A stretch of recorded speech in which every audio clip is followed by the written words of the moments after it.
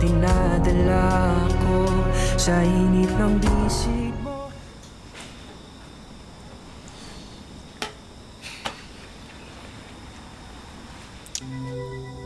Pag natapos ko na to, maaalala ni Dadods yung love story niyo, Maming. Lahat ng napuntahan yung lugar sa kayang motor na to, matatauhan siya. Titigilan niya rin yung Beverly na yun.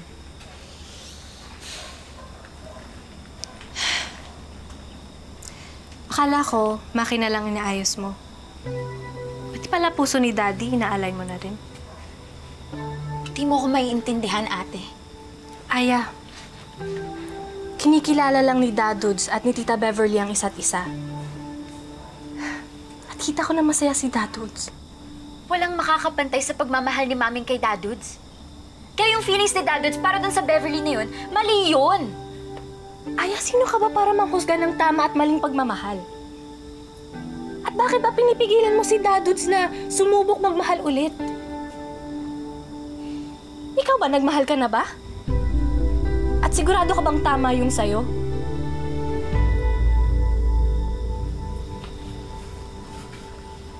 Ayoko nakikita nag-aaway kayo dahil sa akin.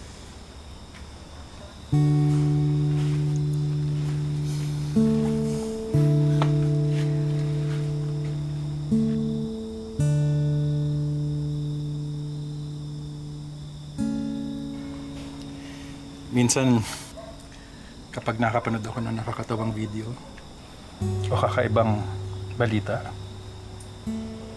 bumabaling akong ganito para i-share yung naririnig ko. Pero bigla ko ma-realize na wala pala akong kasama. Hindi ko kailanman makakalimutan ng Maming. At hindi ako maghahanap ng kapalit niya. Pero syempre, balang araw, aalis kayo dito. Bubuo kayo ng sarili niyong pamilya. Tapos maiwan ako dito. Ayokong maiwan at tumanda mag-isa.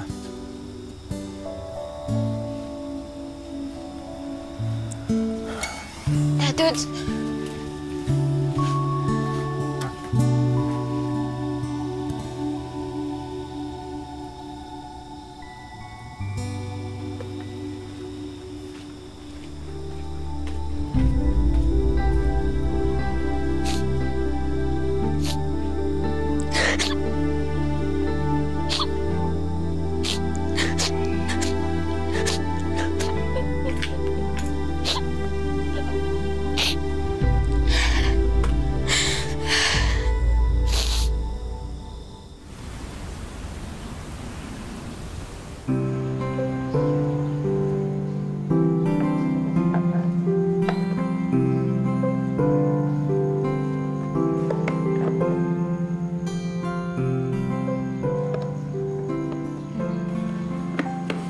Okay na to.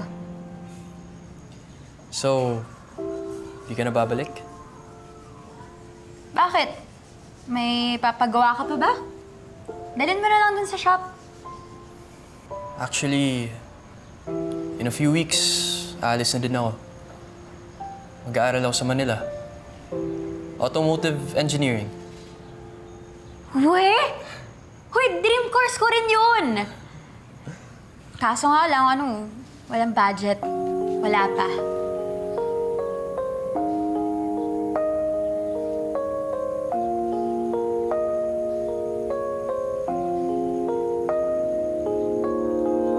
Sa hindi inaasahan,